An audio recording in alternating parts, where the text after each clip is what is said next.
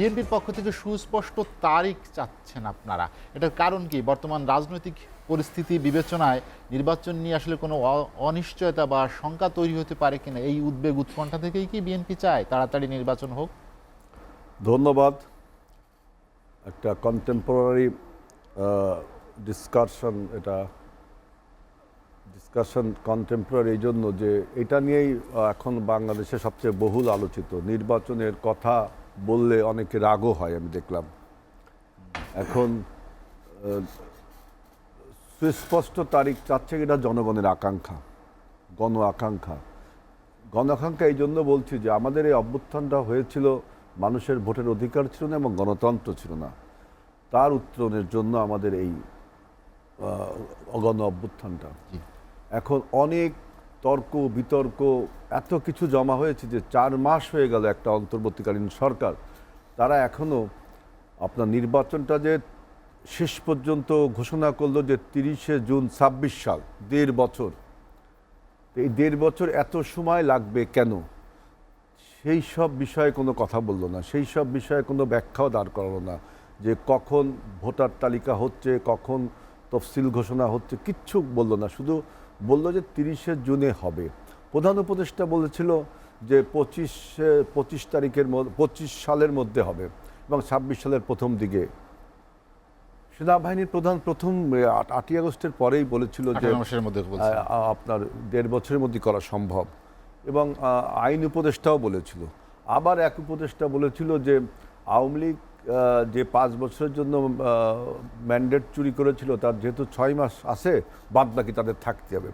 অর্থাৎ উপদেষ্টা পরিষদের মধ্যেও কিন্তু এই ডেটগুলো নিয়ে নানান বিতর্ক আছে। আবার দেখলাম যে আমাদের এই গণ অভ্যুত্থানের যারা উপসংহার টানলো ছাত্র জনতার একটি অংশ, তারা বলছে যে শেখ হাসিনার বিচার না হওয়া পর্যন্ত নির্বাচন হবে না।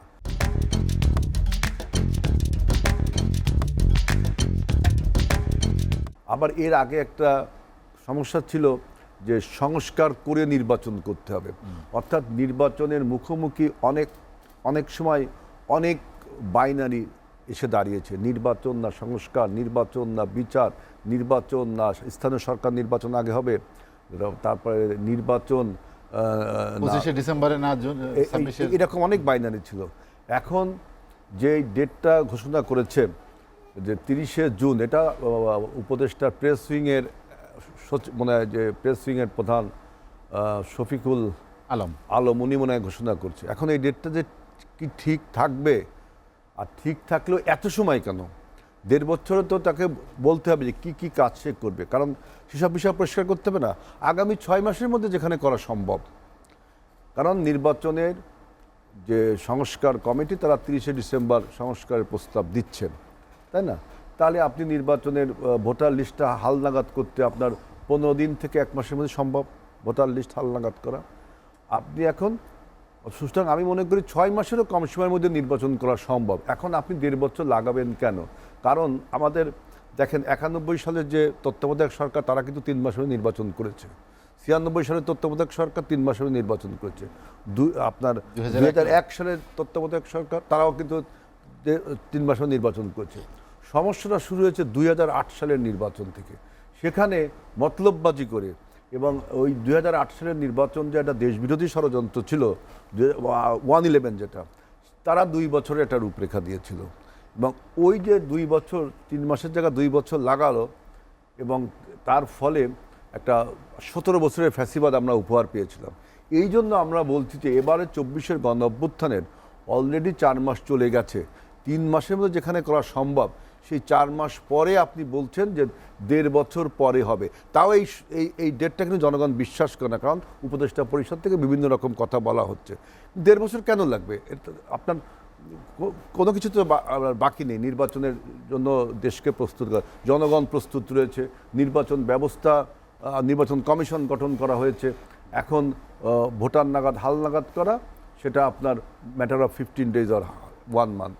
সুতরাং আমাদের সন্দেহ হয় যে এই সরকার এই যে 1.5 বছর যে টেনে নিয়ে যাচ্ছে তাদের টেনিওরটা, তারপরে আবার এই সরকারের অদক্ষতা এবং অনভিজ্ঞতার ফলে দেশে আজকে কত কিছু সৃষ্টি হয়েছে। প্রথম হলো যে আমাদের যে বিতাড়িত শক্তি তারা আমাদের দিকে ষড়যন্ত্র করছে, মানে দেশ বিরোধী ষড়যন্ত্র করছে। সেই বিতাড়িত শক্তির আবার দোসররা দেশে রয়ে গেছে, তারাও আপনার আমাদের গণ অভ্যুত্থানকে বিপর্যস্ত করতে চায়। প্রতিবেশী রাষ্ট্র ভারতেরও একটা ষড়যন্ত্র রয়েছে, আমাদের তাদের মিডিয়া থেকে বাংলাদেশ বিরোধী প্রচার হচ্ছে, আগ্রাসী মনোভাব আছে, অনেক কিছু বলছে। তারপরে আইন শৃঙ্খলার পরিস্থিতি কি ভালো দেশের, আপনি বলেন? সরকার কি পারছে আইন শৃঙ্খলা পরিস্থিতি ট্যাকেল দিতে?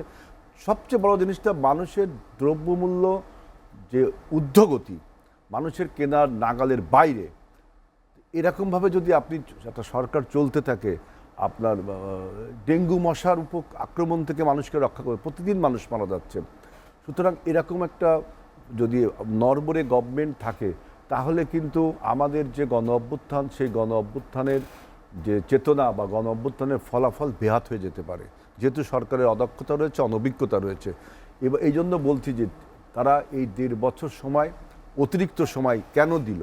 তারপরেও আবার বলছে যে শেখ হাসিনার বিচার, দোসরদের বিচার, আরও অনেক প্রসঙ্গ টানছে নির্বাচনকে বাধাগ্রস্ত করবার জন্য। এখন বাংলাদেশের মানুষের কাছে একটাই সমাধান, যে আগামী 6 মাসের মধ্যে নির্বাচন যেখানে করা সম্ভব। কারণ নির্বাচন শুনলে অনেকের মন খারাপ হয়ে যাচ্ছে।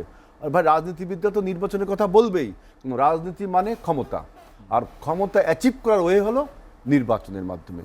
এখানে তো ইললিগাল বা আনফেয়ার মিন্স করে পেছনের দরজা থেকে ক্ষমতা আসতেছে না, জনগণের সরাসরি ভোটে নির্বাচিত হয়ে মানুষ ক্ষমতা আসবে, এটাই তো স্বাভাবিক। রাজনীতিবিদরা কি নির্বাচনের কথা না বলে সংস্কারের কথা বলবে? সংস্কার তো একটা ব্যাপার, আপেক্ষিক ব্যাপার। এটা তো কোনো অ্যাবসলিউট টার্ম না যে মানে একটা বাধা ধরা নিয়ম যে এইটুক সংস্কার করতে হবে। সংস্কার চলমান প্রক্রিয়া, প্রতিনিয়ত সংস্কার হবে। যেই সংস্কারের কথা আজকে বলা হচ্ছে, সেই সব সংস্কারের কথা আমরা 2016 সালে বলেছি। দেশনেত্রী বেগম খালেদা জিয়া ভিশন 2030 দিয়েছিল। এরপরে আমাদের নেতা তারেক, বর্তমান ভারপ্রাপ্ত চেয়ারম্যান, তিনি 31 দফা সংস্কার করছে। এটা কিন্তু বিএনপির একার 31 দফা না, আমাদের সমমনা যে রাজনৈতিক দলগুলো আমরা যুগপৎভাবে এই অভ্যুত্থানে অংশগ্রহণ করেছিলাম, সেই সমস্ত রাজনৈতিক দলের সম্মিলিত প্রচেষ্টার ফলেই কিন্তু 31 দফা। এবং আমরা বলছি যে 31 দফাও কোনো অ্যাবসুলেট ব্যাপার না, যেটাই এটাকে যোগ বিয়োগ করা যাচ্ছে, আরও যদি কোনো ভালো কিছু থাকে, তাই না? অর্থাৎ সংস্কার প্রক্রিয়া যে বিবর্তনের ধারায় আগে এগিয়ে যায়, একটি চলমান প্রক্রিয়া, সেটাকে আপনি সামনে বারবার এনে যখন দেখলেন যে এটা জনগণের আকাঙ্ক্ষার সাথে মিলছে না, তখন আপনি আনলেন যে স্থানীয় সরকার কি আগে নির্বাচন হবে। এরপরে বলছেন যে সমস্ত বিচার হইতে হবে, সমস্ত দোষদের। হ্যাঁ, বিচার তো এটা আমরাও চাই, কিন্তু সেই বিচারকে আপনি একদিনে করতে পারবেন? এই কতদিন লাগবে এইসব বিচার করতে, তাই না? একদম হাইকোর্ট থেকে আপনার বিচার অনেক দিন লাগবে। প্রাথমিক একটা রায় হবে, এরপর সেটাকে চ্যালেঞ্জ করবে হাইকোর্টে, কত দিনের ব্যাপার। আর আপনার এই সরকারের কি সেই সক্ষমতা বা সেই যোগ্যতা বা সেই অভিজ্ঞতা, দক্ষতা আছে? ইতিমধ্যে তো সরকারের জনপ্রিয়তায় ভাটা দেখা দিয়েছে। এবং সরকারের থেকে দেখবেন যে বর্তমান অন্তর্বর্তীকালীন সরকার থেকে আমাদের যারা বিপ্লবে অংশগ্রহণ করেছে, আমাদের মধ্যে বিভেদ তৈরি করার একটা প্রক্রিয়া শুরু হয়েছে, যে কে মাস্টার মাইন্ড। তারপরে তাদের নাকি সরকার চালাতে ব্যর্থ হচ্ছে, তারা পারছে না, তারা যে রাজনৈতিক দলগুলো নাকি তাদের ডিস্টার্ব দিচ্ছে। আরে রাজনৈতিক দলগুলো ডিস্টার্বের সরকার টিকতে পারে, আপনি বলেন? তারপরে বলছে যে ডান বাম বিভিন্ন রাজনৈতিক দল তাদের এই সরকার পরিচালনায় ব্যর্থতা করে দিচ্ছে। অর্থাৎ আমাদের বিপ্লবী শক্তির সাথে একটা অনৈক্য তৈরি করে একটা দীর্ঘসূত্রিতার মাধ্যমে তারা কি ক্ষমতায় থাকার কোনো সুপ্ত বাসনা আছে? যে 1.5 বছর এত